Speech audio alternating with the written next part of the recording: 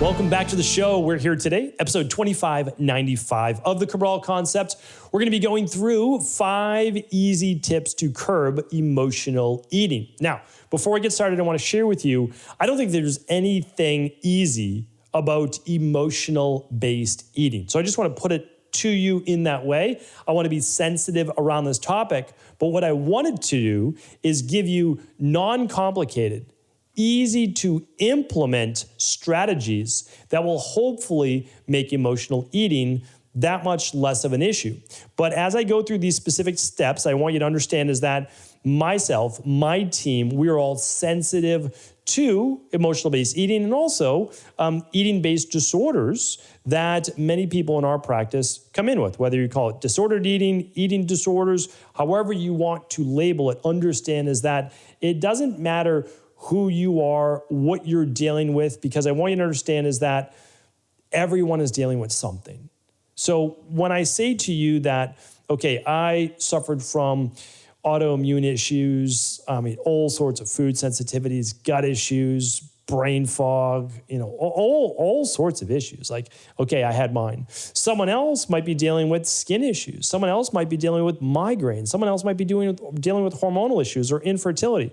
And others are dealing with maybe emotional-based eating. Some people dealing with depression and anxiety. So each one of us has our own challenge in life. It's kind of where our body goes to when we're not well, when we're not balanced. And emotional-based eating is one of those things. So what I want to do today is really not talk about necessarily the lab testing that you could do or finding your underlying root cause and balance in terms of your nutritional deficiencies, et cetera. You can always do that. You know that we're there to help you. But what I want to do is give you strategies that you can start with today.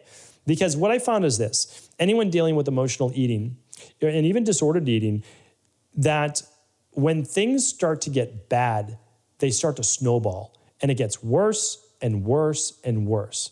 But I've also found the flip side, that when you are able to somehow flip the switch and you're able to stick with that, it actually gets easier and easier and easier.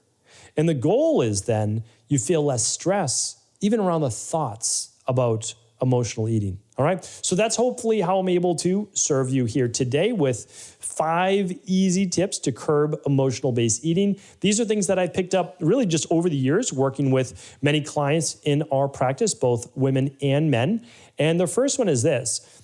And I've done a show about this. We just have to understand what triggers us.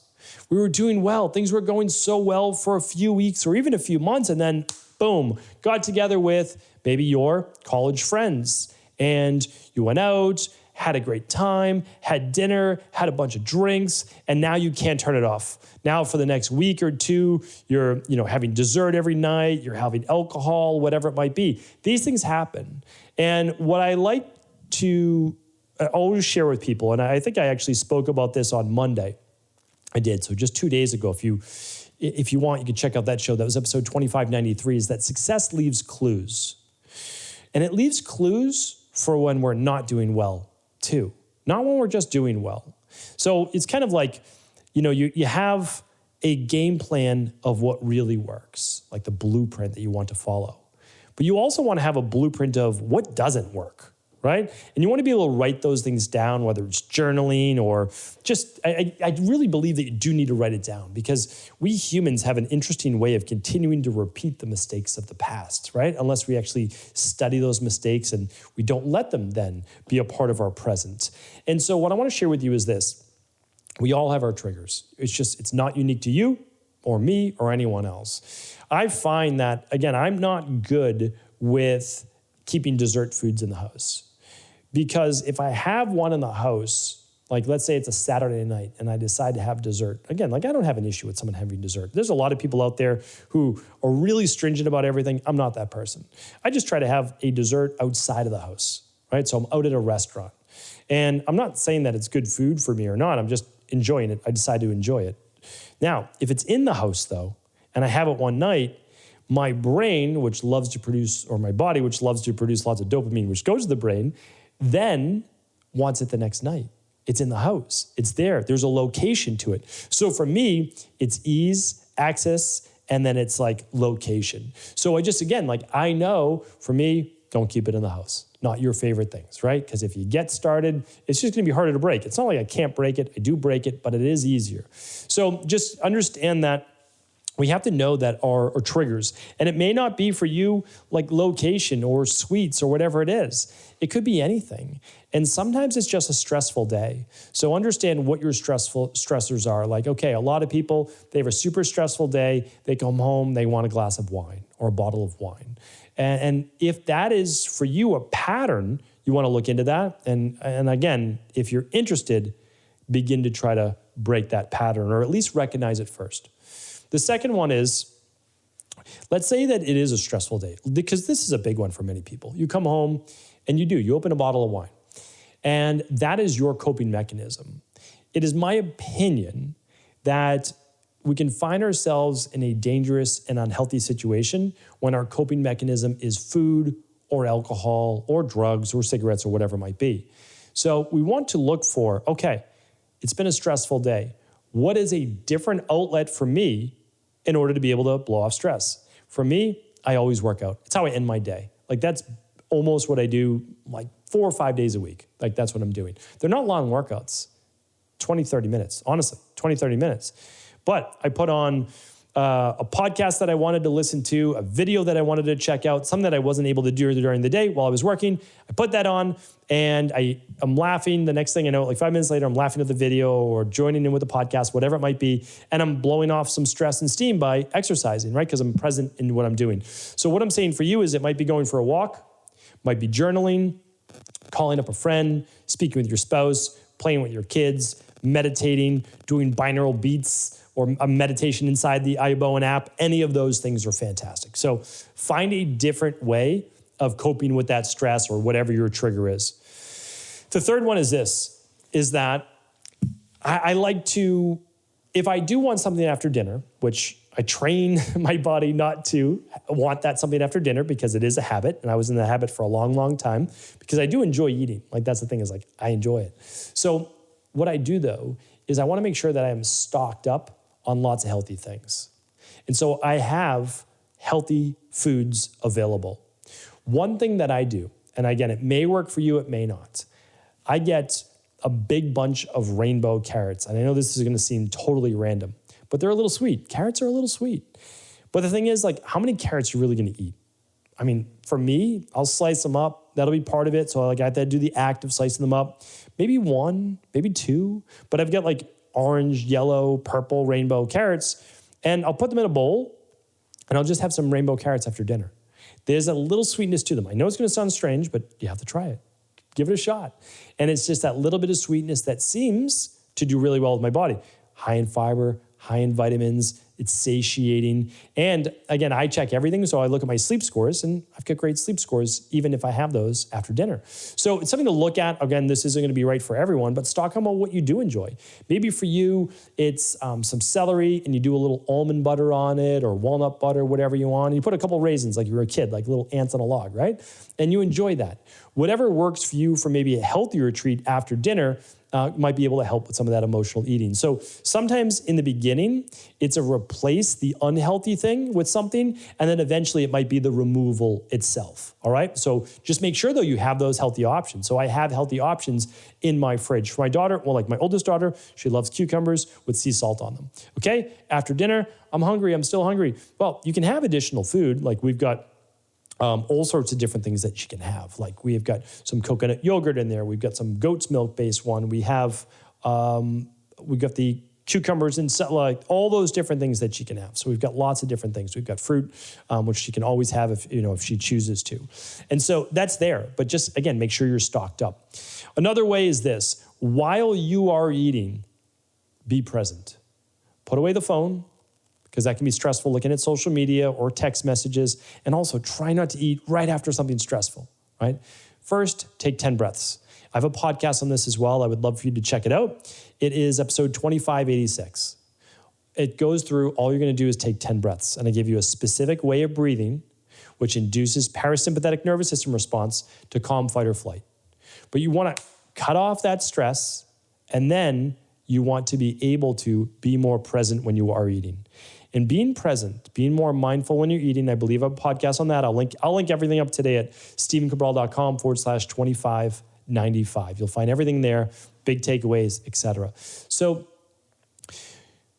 sometimes we eat our food so fast, we don't even give time to the brain to realize we've had a food, to turn on hydrochloric acid in our digestion, and to say we're satiated. The goal in most ancient cultures was to eat slowly, chew your food at least 30 times to a pace, breathe between bites, enjoy conversation, and that would last then at least 20 minutes to 30 minutes for a meal. And so if you do that, then you actually have enough time to send the signals where the stomach begins to stretch a little bit that you are full or you've had enough, that you're eating until 80% full, like the Okinawans always said to do, the longest lived people. Really, really important that we look at that. And then one thing I do, I like to share this with my youngest daughter as well,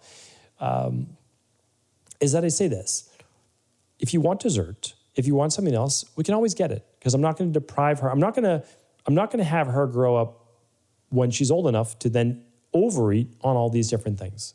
So I said, we can try really whatever you'd like, okay? Some things, like if it's neon blue, we're not eating it. And I explain why. I go through the different food dyes, and she gets it. But okay, she wants a piece of chocolate cake. Okay, so we get some flourless chocolate cake at a restaurant for dessert, whatever it might be. All right, so I say to her, I'm letting her enjoy it, and we oftentimes talk about this. I don't talk about it during, because I'm letting her enjoy it. But afterwards, she ate like 3/4 of it. She says, my stomach hurts now. And I said, okay. Like what I want you to think about next time, and it's okay. What I want you to think about next time, I say you're learning, is that enjoy the first bite. Really taste it. Enjoy the flavor. Enjoy the second bite.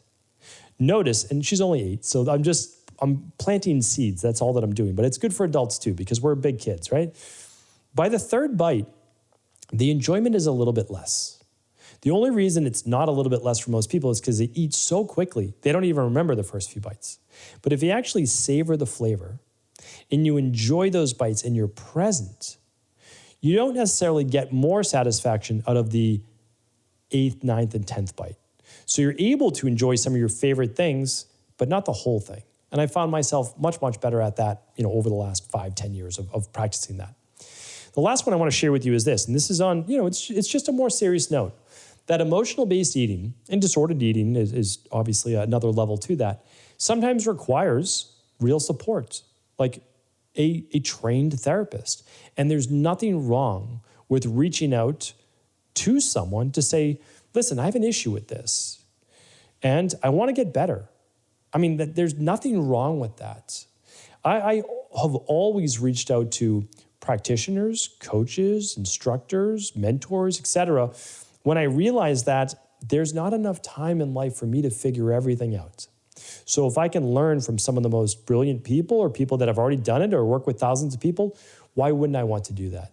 And also understand that there's no shame, there should be no guilt. You're not doing anything wrong. There's an imbalance inside of you. So you're looking at vitamin mineral deficiencies, maybe you're looking at gut imbalances in your microflora, or maybe it's trauma-based, and maybe there's something there that you want to work on as well. So again, never overlook the benefit of at least talking with another individual about this. Sometimes it can really just release a lot of what you've been feeling, and I definitely recommend it. So there's very little downside.